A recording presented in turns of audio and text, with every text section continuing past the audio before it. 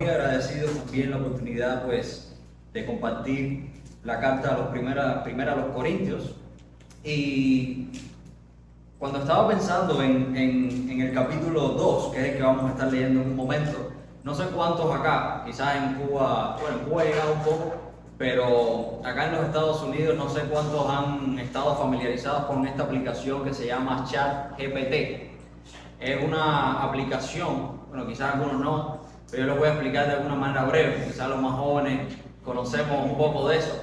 Y esta aplicación ha sido muy comentada en los últimos tiempos porque tiene la habilidad de que tú le haces una pregunta y en cuestiones de segundos te la responde. Desde un resumen de un libro, tú le dices, hey, respóndeme o hazme un resumen de tal libro, de tal autor, y él te hace un resumen por capítulos en cuestiones de segundos. Es como si fuera un cerebro que te lo responde de manera elocuente, de una manera bien sintetizada, y también tiene la capacidad de hacer desde un resumen de un libro hasta una programación de un videojuego, o sea, con logaritmos, con cosas complicadas. Y esta aplicación ha llegado aún a ser parte de la liturgia de un culto en Noruega.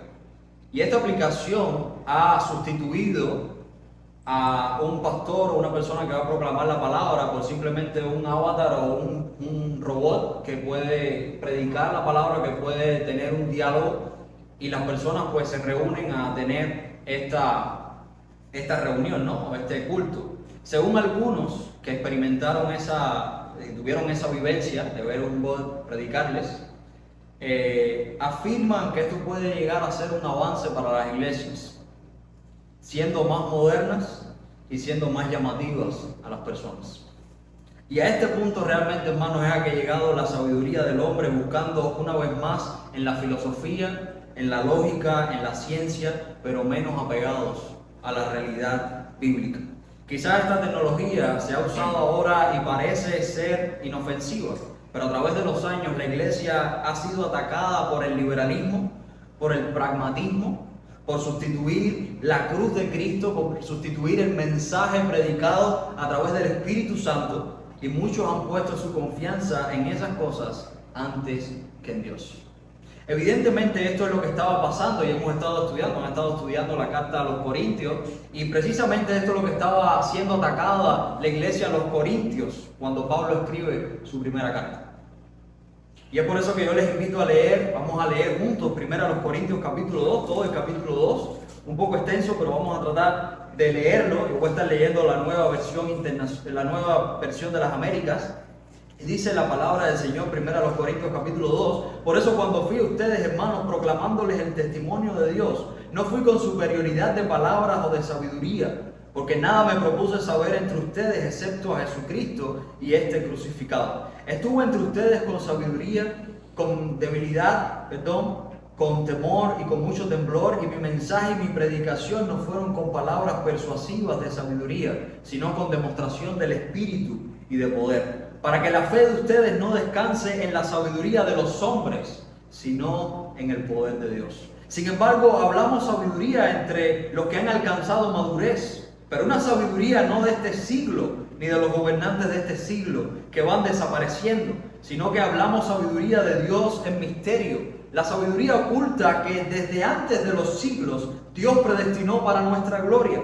Esta sabiduría que ninguno de los gobernantes de este siglo ha entendido, porque si lo hubieran entendido, no habían crucificado al Señor de gloria, sino como está escrito, cosas que ojo no vio, ni oído yo, ni han entrado al corazón del hombre, son las cosas que Dios ha preparado para los que le aman.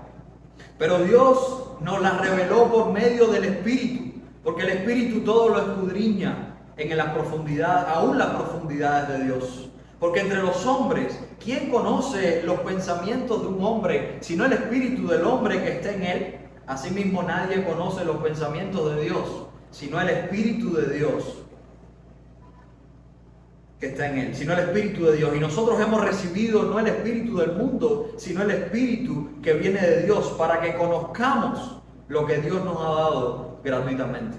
De lo cual también hablamos no con palabras enseñadas por sabiduría humana, sino con las enseñadas por el Espíritu, combinando pensamientos espirituales con palabras espirituales. Pero el hombre natural no acepta las cosas del Espíritu de Dios, porque para él son necedad, son locura. Y no la pueden entender, porque son cosas que se disciernen espiritualmente. En cambio, el que es espiritual juzga todas las cosas, pero él no es juzgado por nadie. Porque ¿quién ha conocido la mente del Señor para que lo instruya? Pero nosotros tenemos la mente de Cristo. Hermanos, nuestra fe debe descansar en Dios. Nuestra fe debe descansar en Dios. Y lo vamos a ver en dos partes en este texto. Primero, Cristo debe ser central en nosotros. Tú te puedes estar preguntando cómo nuestra fe puede descansar en Dios. ¿Cómo nosotros como iglesia, nuestra fe puede descansar en Dios? Bueno, Cristo debe ser central en nosotros. Y en segundo lugar vamos a ver que hablando sabiduría en el Espíritu Santo. El contexto en el cual se desarrolla esta carta y el cual ustedes han estado estudiando, nosotros podemos ver que la audiencia de Pablo escribe a creyentes que estaban divididos, que eran creyentes carnales, pero que eran creyentes aún siendo inmaduros. Pablo dice en el capítulo 1, versículo 7, que tenían todos los dones, que eran enriquecidos en conocimiento y en palabra. En el versículo 5 del capítulo 1, se encontraban en un lugar o un tiempo donde querían sustituir el mensaje del Evangelio de Jesucristo por una filosofía o por una retórica. En cuanto a la oratoria, en cuanto a filosofar, en cuanto a hablar de las cosas que el hombre experimenta en su vida, que solamente lo que hacía esto era que el hombre alimentara más su ego. Y los corintios estaban fijándose en eso antes que ir a la fuente, antes que ir a los fundamentos, antes que ir a Jesucristo. De manera que a pesar de que poseían todos los dones y a pesar de que eran enriquecidos en todo conocimiento y en verdad, se habían desvirtuado de la centralidad de Cristo entre ellos, poniendo en la mira a hombres falibles, como vieron en el capítulo 1. Algunos eran de Apolos, algunos eran de Pedro, algunos eran de Pablo, y discutían así en cuanto a sabiduría humana. Hermanos, pero nuestra fe no debe descansar en hombres, nuestra fe no debe descansar en otra cosa que no sea en Dios. Y para eso Pablo es bien claro y comienza en sus versículos del 1 al 5, es claro en decir: Cristo debe ser central en ustedes, Cristo debe ser central en nosotros. Y es por eso que en los capítulos anteriores, en el capítulo 1, el capítulo anterior, Pablo exhorta a los corintios a que permanezcan en unidad.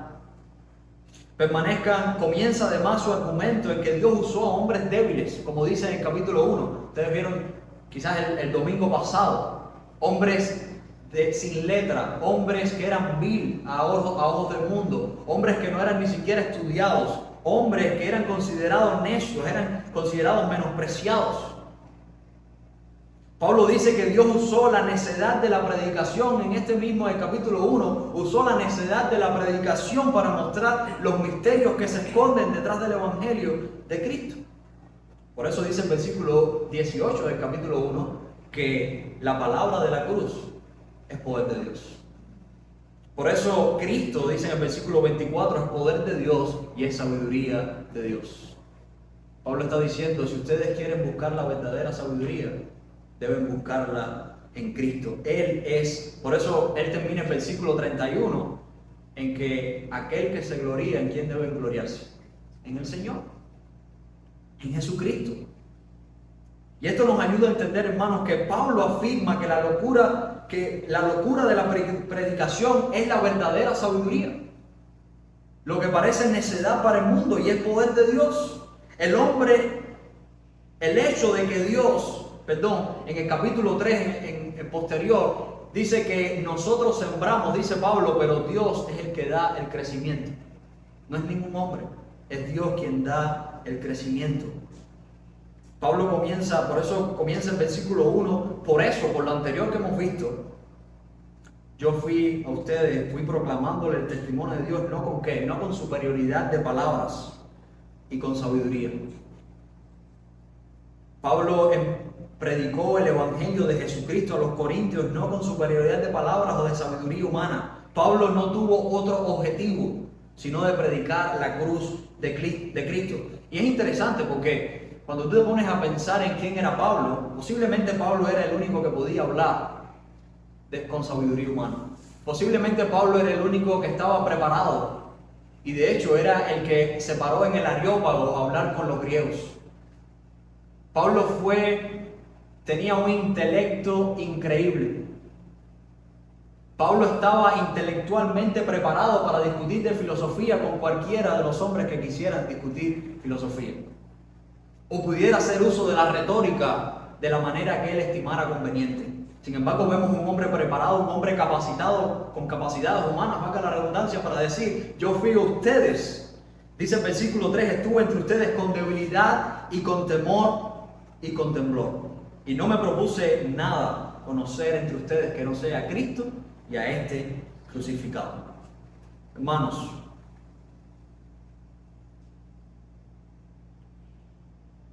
por eso Charles Spurgeon tiene una frase que dice que el poder que hay en el Evangelio no reside en la elocuencia del predicador. De lo contrario, los hombres serían los convertidores del alma. Ni reside en la ciencia del predicador. De lo contrario, consistiría en la sabiduría de los hombres. Podríamos predicar hasta que la lengua se pudra, dice Spurgeon, hasta agotar nuestros pulmones y morir, pero nunca un alma se convertirá a menos que el Espíritu Santo esté con la palabra de Dios para darle el poder de convertir el alma. Y estos hombres y esta iglesia estaba siendo llevada a tener y fijarse en la sabiduría de los hombres antes que en el poder del Evangelio de Jesucristo. Y eso nos hace pensar y nos hace decir, bueno, la única manera en que los cimientos de la fe de la iglesia, de esta iglesia, de cualquier iglesia de Jesucristo, puede descansar en Dios es permaneciendo en el Evangelio de Cristo. Eso significa que Cristo, que su cruz, que su testimonio tienen que ser central. Debe ser predicada y debe ser vivida. Hermanos, la fe de la iglesia no puede descansar en una cuenta bancaria, en una propiedad, en número de personas, en cantidad de bautismos al año, en líderes. Son cosas que ciertamente nosotros como creyentes debemos administrar, pero no es algo en lo cual nosotros debemos depositar nuestra confianza. Y es importante que también nosotros podamos verlo desde el punto de vista del liderazgo. Si somos líderes, esto nos hace recapacitar y hacernos la pregunta: ¿nos hemos propuesto no saber otra cosa en la iglesia que no sea a Cristo y a este crucificado?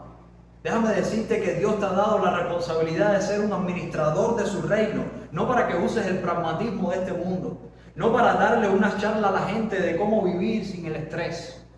¿Cuántos pasos tú necesitas para que tu matrimonio no llegue al divorcio? Ojalá fuera tan fácil como eso. Dios nos ha dado como líderes la responsabilidad de demostrar a Cristo y su cruz. Es la única responsabilidad que Dios nos ha dado. Por eso también trae ánimo a nosotros, porque la salvación de los hombres no depende de mí. Porque la iglesia no está bajo mis fortalezas, bajo mis capacidades. Está sobre el estandarte de Jesucristo. Está sobre el estandarte de la palabra, hermanos. Nuestra fe debe descansar en Dios. Pablo está diciendo: yo no fui a ustedes con palabras persuasivas de sabiduría humana, sino que fui con poder de Dios, con demostración del Espíritu Santo, para que la fe de ustedes no descanse en los hombres, sino, dice el versículo 5, en el poder de Dios. ¿Dónde está descansando nuestra fe? ¿Dónde estamos depositando nuestra fe? ¿Ha sido Cristo central en nosotros? Que Dios siga siendo central en nosotros. Nuestra fe debe descansar en Dios. Y en segundo lugar, y es la parte más extensa en la cual el argumento de Pablo nos lleva, y es que Pablo ahora está diciendo, pero sí hay una sabiduría, ¿sabes? Pero es una sabiduría que el hombre no puede entender.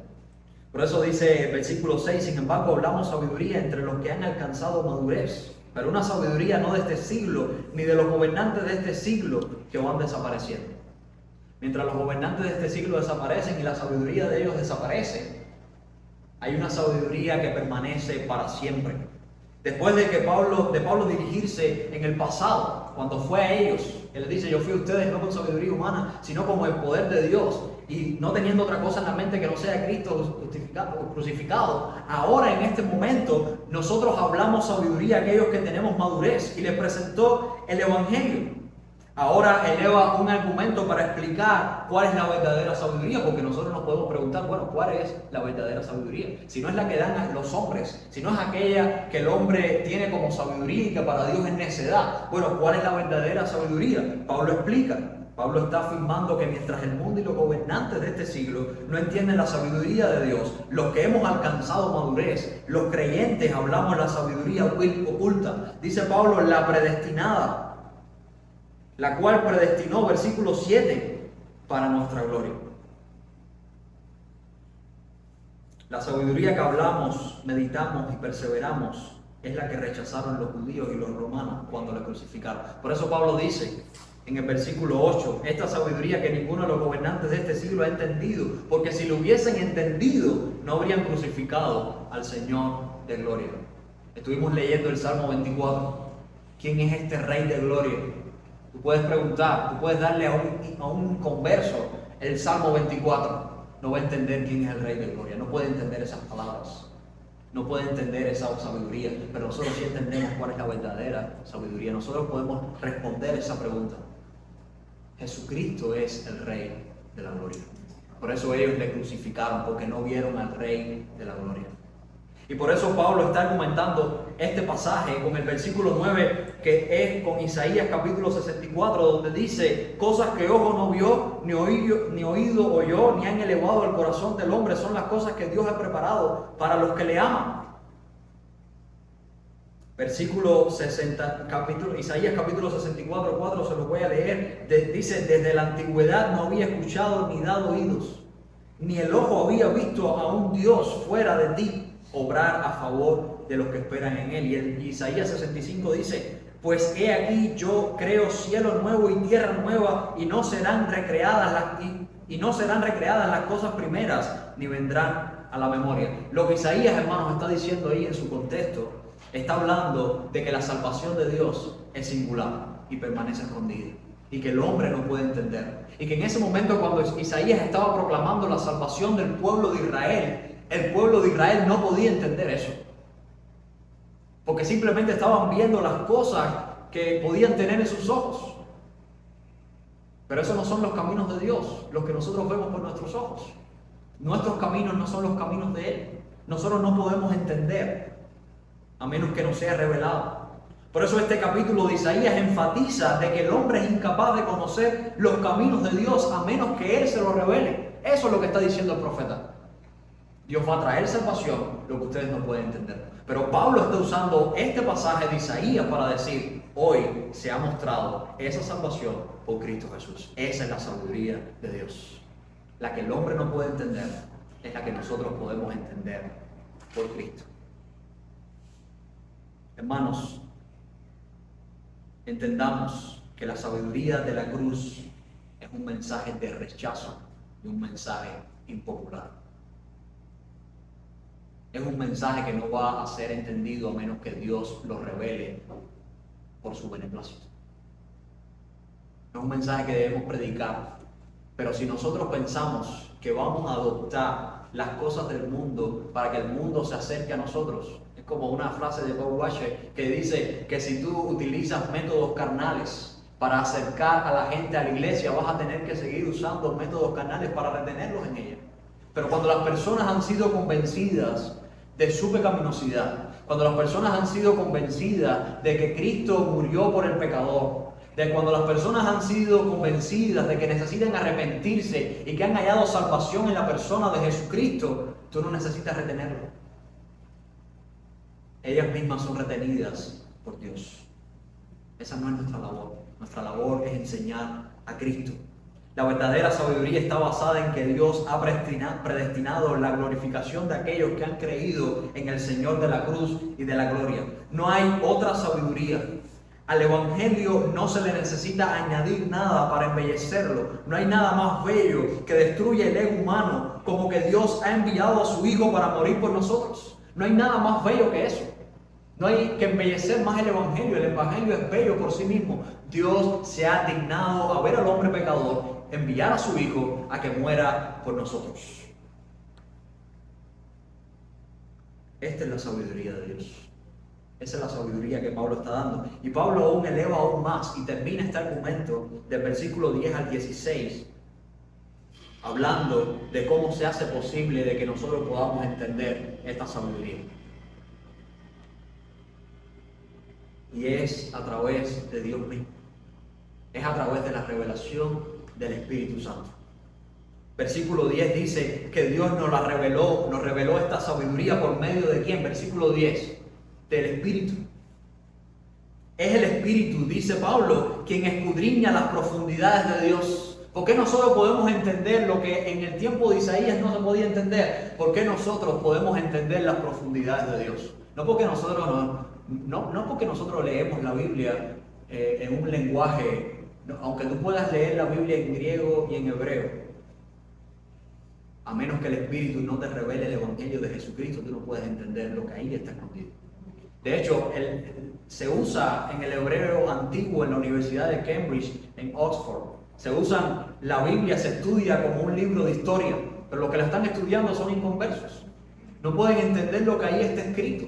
Porque a menos que Cristo y a menos que el Espíritu Santo obre en tu vida de tal manera que te ilumine para tú entender lo que ahí está escondido, tú no puedes ser sabio, tú no puedes entender esa sabiduría.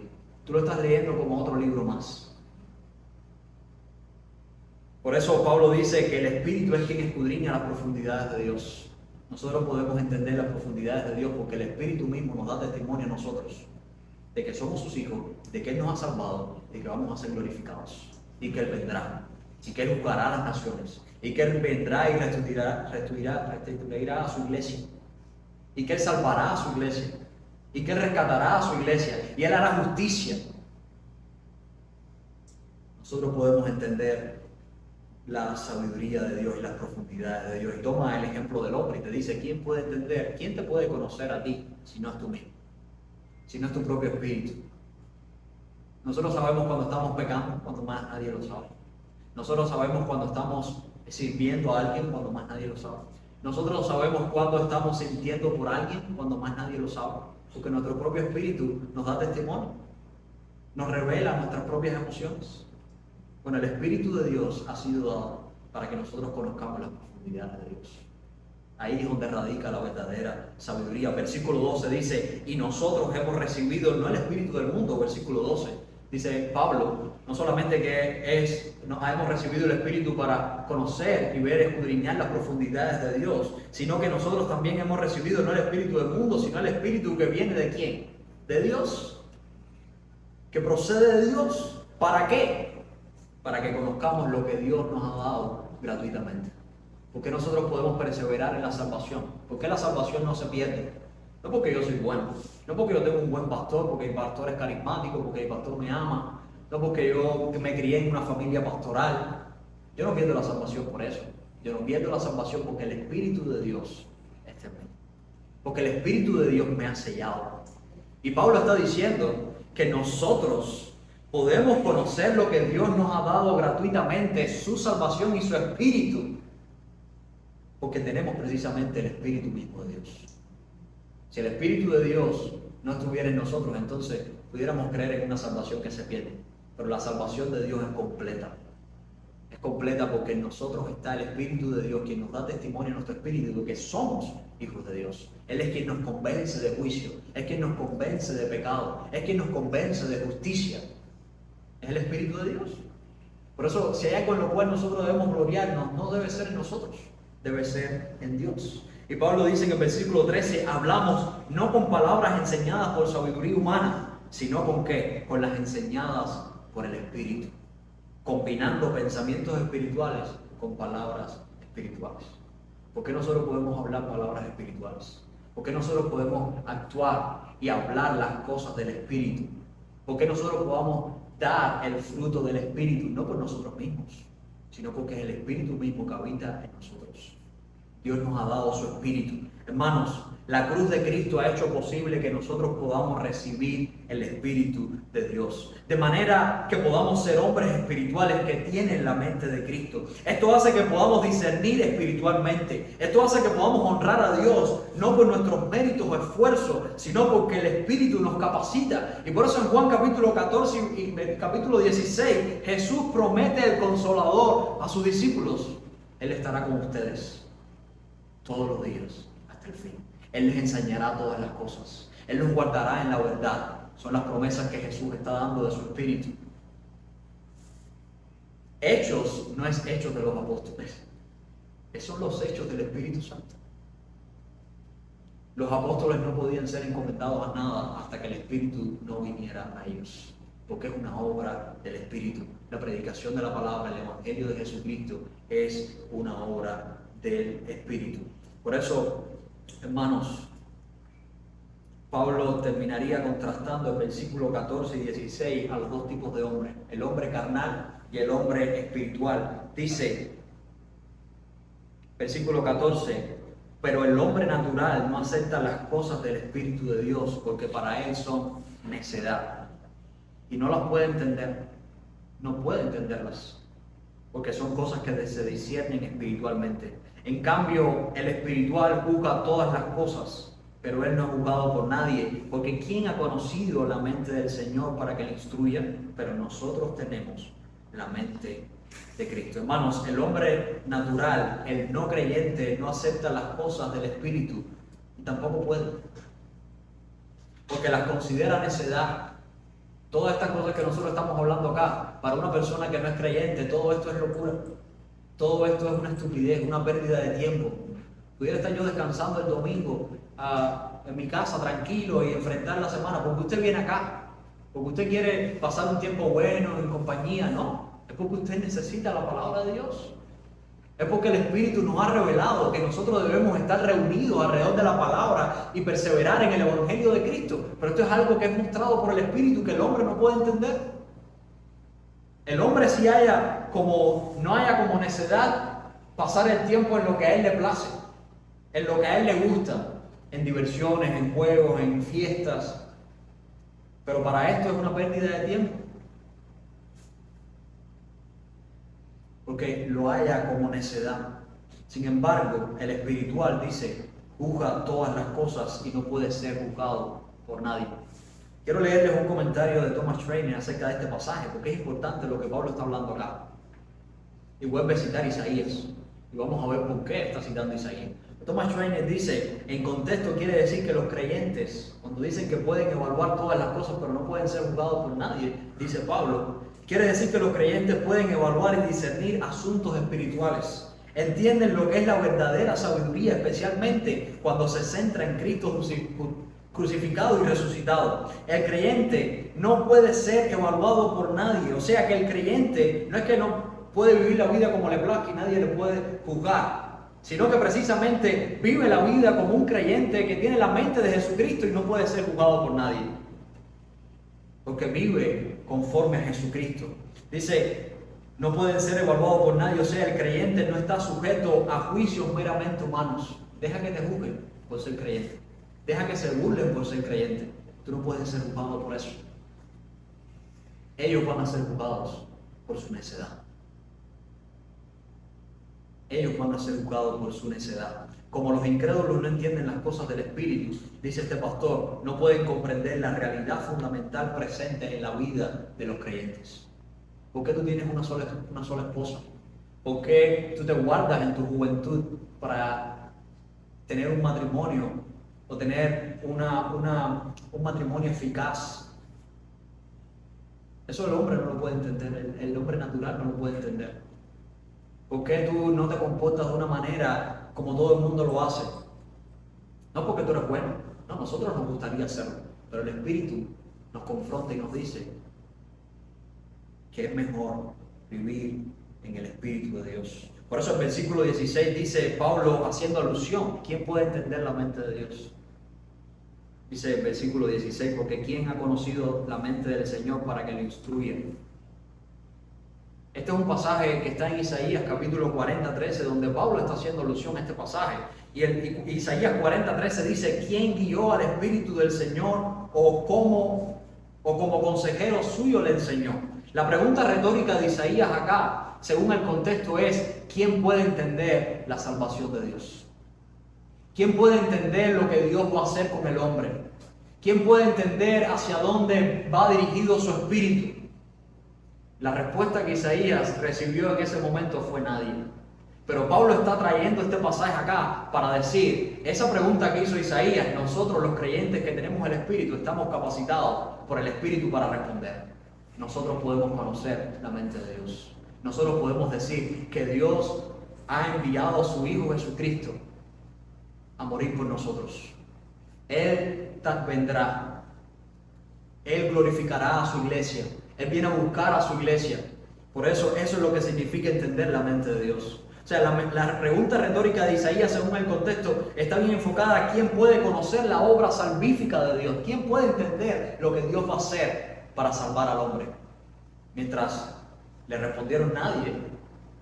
Y una pregunta que se entendía por el contexto de Isaías, hoy nosotros, Pablo usa la misma pregunta para responder. Aquellos que tienen la mente de Cristo pueden entender la obra salvífica de Dios. Nosotros podemos entender la obra salvífica de Dios porque tenemos la mente de Cristo. Eso es lo que significa tener una fe que descansa en Dios. Hermanos, concluyendo, es una oportunidad para nosotros haber estudiado esta palabra y poder agradecer a Dios porque nos ha dado su Espíritu. Agradezcamos a Dios porque nos ha dado su Espíritu, el cual nos capacita a vivir de tal manera que glorifiquemos a Dios, discerniendo todas las cosas espiritualmente. Antes éramos enemigos de Dios, viviendo conforme a la sabiduría de este mundo, alimentando nuestro ego, pero la obra del Espíritu ha sido efectiva en nosotros de manera que nos ha humillado, nos ha hecho dependientes de Dios, nos ha hecho ver los misterios ocultos del Evangelio. Lo que para el mundo es locura, para nosotros ha venido a ser lo más preciado.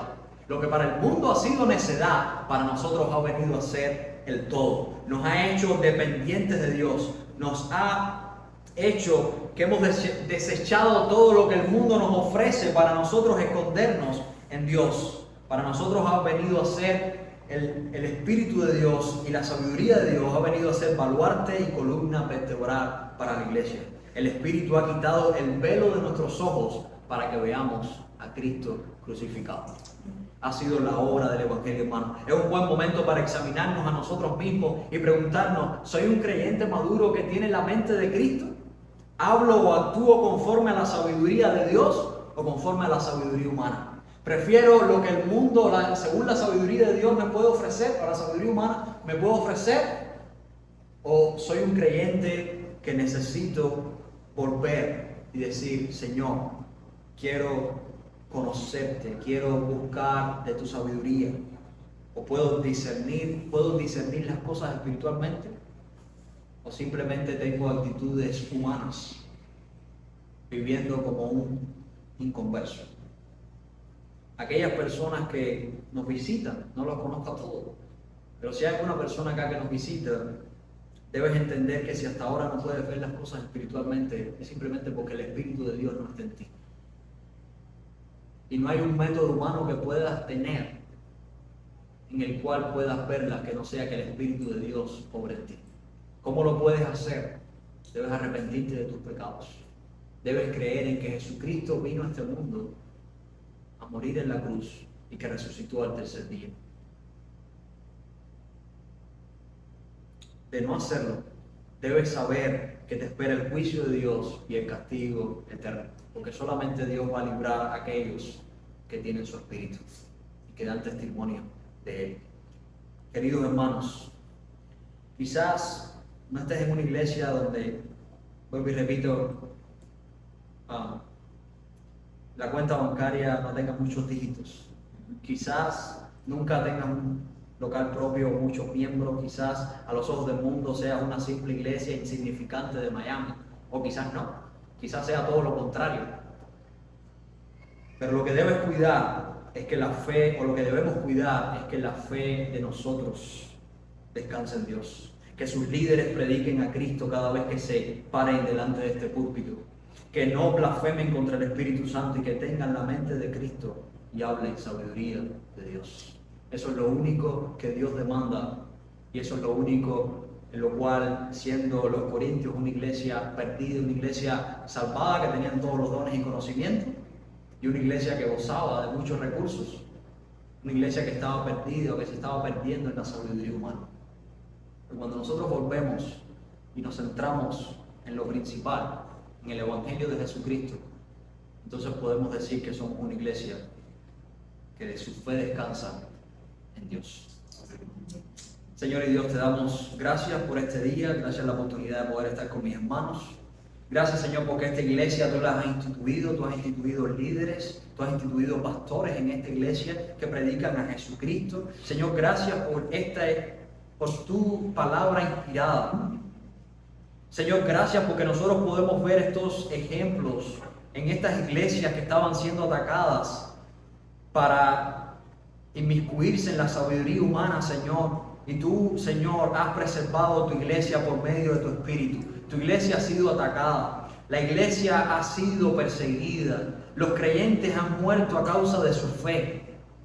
Señor, nosotros en este lugar estamos rogándote, oh Dios, por la iglesia Camino de Vida. Que tú le sigas guiando, que tú le sigas prosperando, Señor, en tu evangelio, en tu palabra. Señor, que siempre desde este púlpito sea predicado el Evangelio de Jesucristo con fidelidad, con poder de tu Espíritu, Señor. Señor, y que pueda ser de influencia en esta ciudad perdida, donde el consumismo está acabando, donde, Señor, las cosas de este mundo están, Señor, por el pecado del hombre, está llenando al hombre de perdición.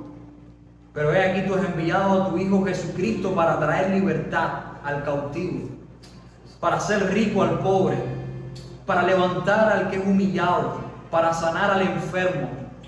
Señor, no queremos perseverar en otra cosa. Hay muchas cosas que pueden, sí, ser secundarias, pero lo medular en tu iglesia es que el Evangelio de Jesucristo sea perseverante. Que tu palabra sea predicada. Padre, te agradecemos por el Espíritu Santo. Te agradecemos porque cada vez que nosotros predicamos a una persona, a un inconverso, nosotros estamos sembrando, pero tú eres quien das el crecimiento. Tú eres, Señor, el Dios de la salvación. Tú eres el Señor que da salvación al caído y al pecador. He aquí tú nos has enviado a predicar tu palabra. Ayúdanos, Señor, a mostrar a Cristo y no saber otra cosa que no sea Cristo y a este crucificado. En el nombre de Jesús. Amén.